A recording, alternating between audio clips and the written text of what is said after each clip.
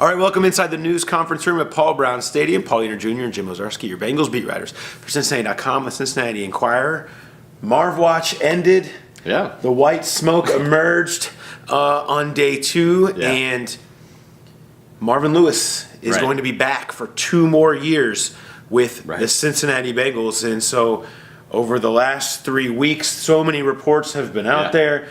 A lot of things were in that maybe Marvin Lewis would be moving on. But after 2 days of complicated conversations, Mike Brown, Marvin Lewis come back together and say, we're going to bring you back for your 16th and 17th try at making this work. And so here we go. Yeah, Paul, and when Marvin met with us and all of you on Monday and sort of said, well, there's a path to a return, but things have to be worked out. And he hinted at a little bit about some of that, and I think it's mostly concerned with the coaching staff. And right away on Tuesday, Paul Guenther, defensive coordinator, is going to explore his options in 2018. So that job's open. Who knows what else might be decided with the coaching staff that is all free agents. And obviously we'll see if Marvin will address this Wednesday, about personnel decisions or things of that nature. So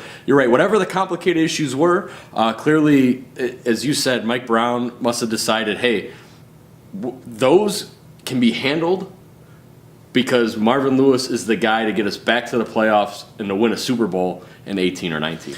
That's what he believes. And a part of that, I think one thing that happened during this process that maybe moved from Marvin being very open to exploring other opportunities to being back for 2 more years is the candidates that were out there were slimmer, I think, than most anticipated. What we heard talk about, there might be 14 jobs open, There's all these jobs are going to be open.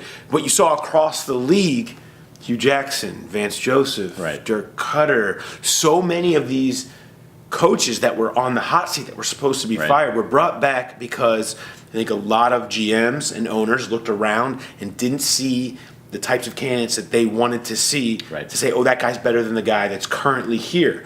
And so you only really had a few jobs that really you saw the turnover. And I think that's part of this here. Mike Brown said, I think that Marvin Lewis is better to take care of this situation than anybody I see out there. And so let's try to see if we can't make this work. I think that's a big part of what happened here is the lack of really another option. What Mike Brown viewed to be another quality option is a big part of this. And I think also, Paul, some of the development of some young players from the 16 and 17 draft classes and a firm belief in the core that is still signed and under contract for the next year, 2 years.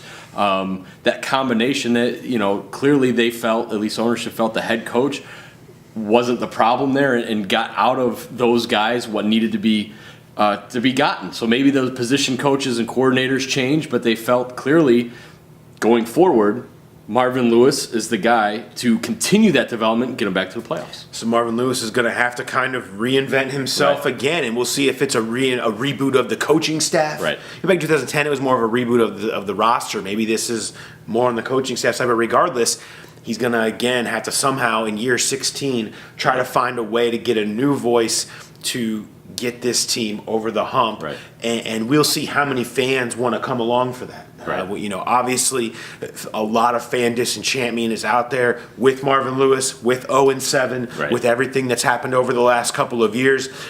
I would expect a mass exodus of season ticket holders and things like that.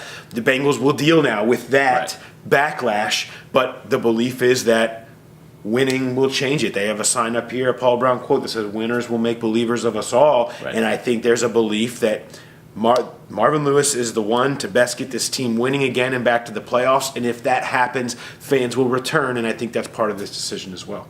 Yeah, and that's obviously that's what they're banking on. Yeah, that's all it is. So, after all the talk, all the coaching candidates, everything we said, it's 2 more years of Marvin Lewis.